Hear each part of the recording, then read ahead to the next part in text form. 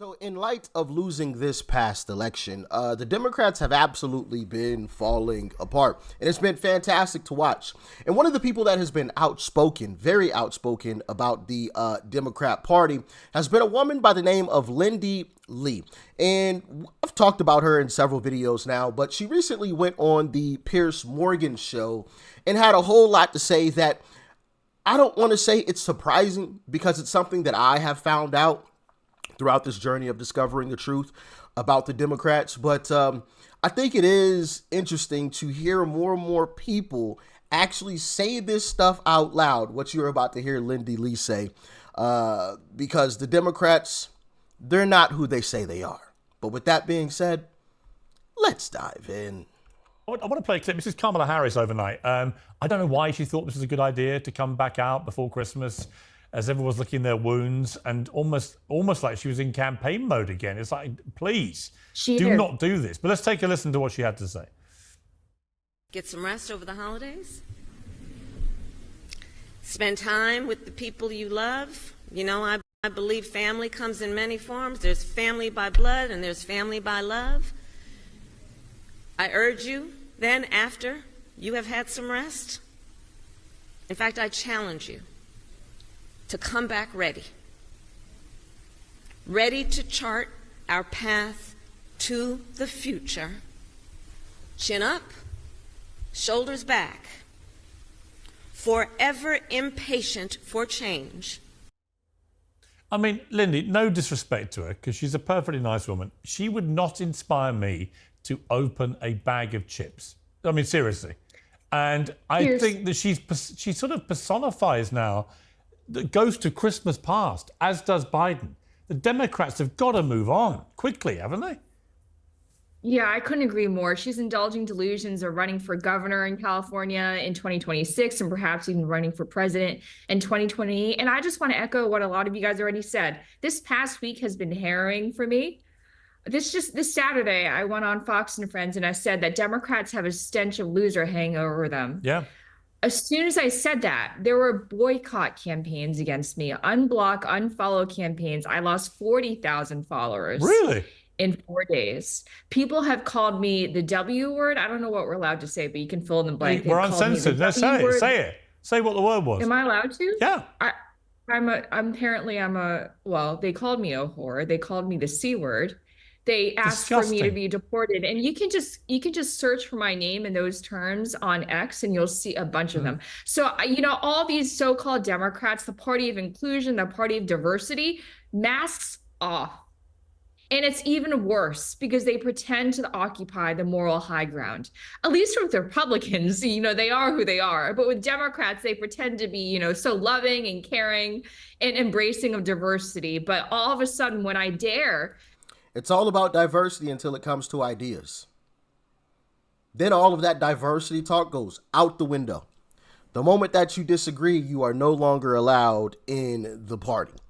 The moment you disagree about anything, it could be the smallest of things, but the moment you disagree, the moment you don't bow down and yes, massa to the party elites, you're cooked. You're done. To utter any criticisms of the goddess, Kamala Harris, I get ostracized. Me, after having raised tens of millions of dollars for the party. And I'm being called a grifter when all along, all these years, I've said on TV, I've said to the press, I'm a conservative Democrat. This is not a switch for me. This is just me. This is who I've always been. Yeah. And also, my donors are pissed. They raised $2.5 billion across Super PAC in the campaign. It's my responsibility. It's my duty of care to ask what the hell happened with that money? Why did we spend it? Why did we spend millions of dollars on five-star hotels for campaign staffers? Why did we spend $500,000 essentially bribing Al Sharpton moments before he interviewed Kamala? These are legitimate questions, but no, in the cult, you can't ask questions. Yeah. And leaving the Democratic Party or even questioning the Democratic Party is like leaving a cult. It's terrifying.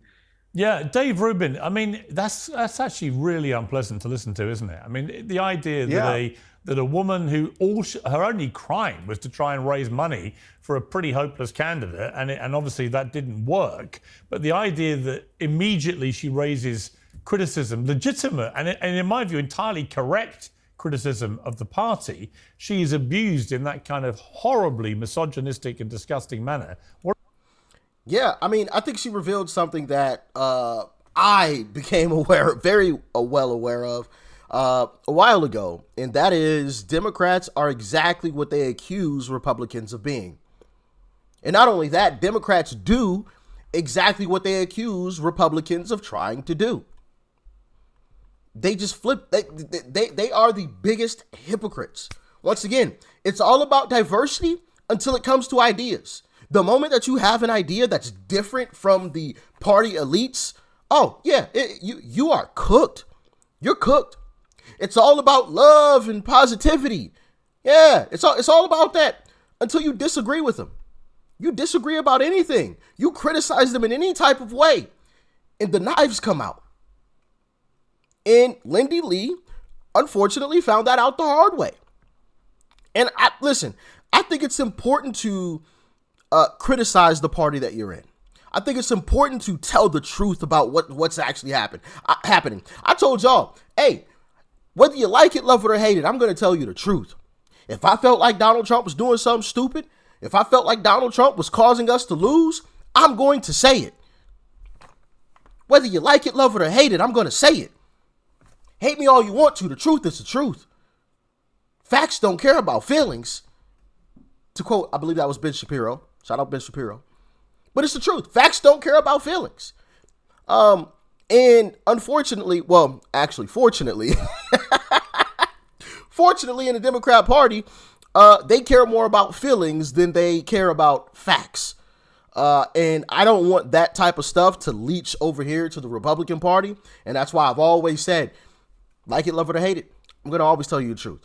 You can criticize me, whatever, which I doubt anybody would do that in the comment section, criticize me, because in the Republican Party, we can criticize party elites, right? We can criticize people at the top, right? Because that's not the type of party that we have over here.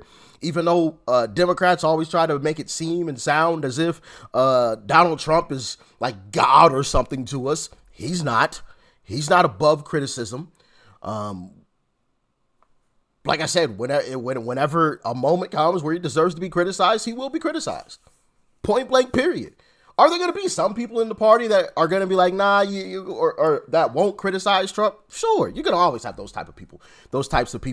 But for the most part, most people in the party will say, no, bro, that's a terrible decision. No, that was the wrong move. That was the wrong move. As a matter of fact, literally just recently with the CR that just passed, Trump was for one of them, which didn't actually happen, and I may get into that in another video because Mike Johnson is in some trouble. He was in support of that one, but there were a lot of folks, just regular folks like you and I, that didn't support it still. But the so-called party leader, right, Trump, he was in full support of breaking the bill down. Got the farmers section, you got the disaster relief, and then you have the slimmed down bill that was 116 pages instead of the 1,500 pages. Trump was in support, but there were a lot of folks, including me, who was like, no, I wouldn't vote for that. I don't care what Trump says. I'm not voting for that. And all of y'all agreed in the comment section. Y'all were like, yeah, Rich, no, we agree with you. So yeah, that's not the way we operate here on the Republican side. And honestly, that is why we win. That is why we win. I think most people in America have woken up and realized that the Democrat Party is, they're the true dictators. They're the ones that want to be the Vladimir Putins in this country. It's the Democrat Party, not the Republican Party. Topic to the last one. Where do you see this going? I mean, what are the Democrats going to do? Are they going to carry on villainizing people like you? Or do you think that the coffee is going to get smelled at some stage and they're actually going to wake up and find a candidate that is more electable and find people like you a place in that tent to try and drive to an election victory? Pierce, I don't want that. I don't want to be a part of this tent. I don't want to be a part of this craziness anymore. They're accelerating my rightward shift. I don't want this nonsense. It's just crazy. And honestly, they're shrinking their tent. They're basically telling me to like, they're pushing me to bring my tens of millions of dollars that I've raised and can continue to raise to a different team that treats me better, that treats me with just common decency, that doesn't call me a communist spy. By the way, the communist regime in China killed my great grandfather. They don't know my family's history. This is the first time I'm really saying it on air. They are calling me a spy for the regime that killed my great grandfather. Let that soak in just for a second. That's how disgraceful they are. Yeah. And these are the people who call themselves the social justice warriors. They are dabbling, they are going headfirst into racism anytime someone dares to disagree with them. I don't want to be a part of this nonsense anymore. Yeah. So you heard her there. Man, this stuff just gets better and better. It just continues to get better and better. Not only, and I do want to give a personal shout out to Scott Pressler once again. Hey, listen. I want to say this, and I'm gonna hop back in. I'm gonna do what did Trump call it? The weave. I'm gonna do a little weave here. Big shout out to Scott Pressler, because even though we literally just won the election, Scott Pressler is still all the way down on the gas. And we're still flipping counties in Pennsylvania from blue to red. So listen, I know we just won, but stay involved, guys. Stay involved. The job is not finished. Because, and I'm gonna weave back here, as you just saw, the Democrats are still pushing people out of their party.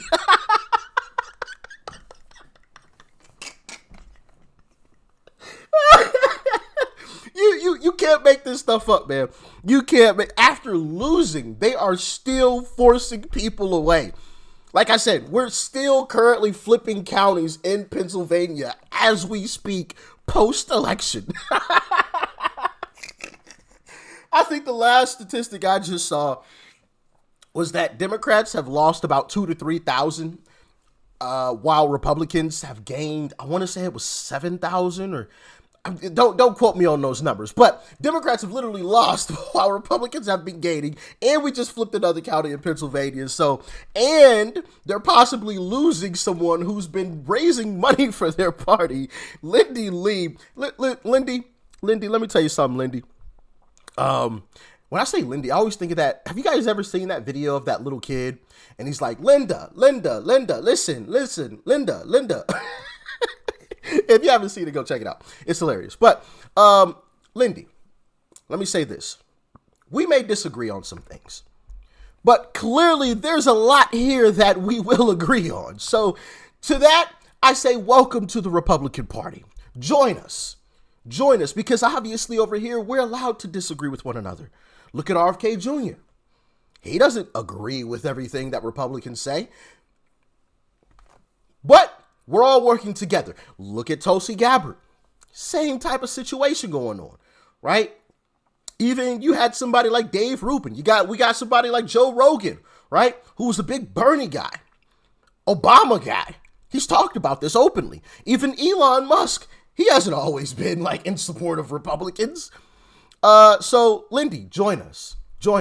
Bring those dollars over here to the Republican side of the aisle, where you're allowed to disagree with us, and we aren't going to call you all types of names. Now, hey, if you say some BS, we're going to call you out, but we're going to keep it respectful, right? We're not going to call you out of your name. That's unnecessary.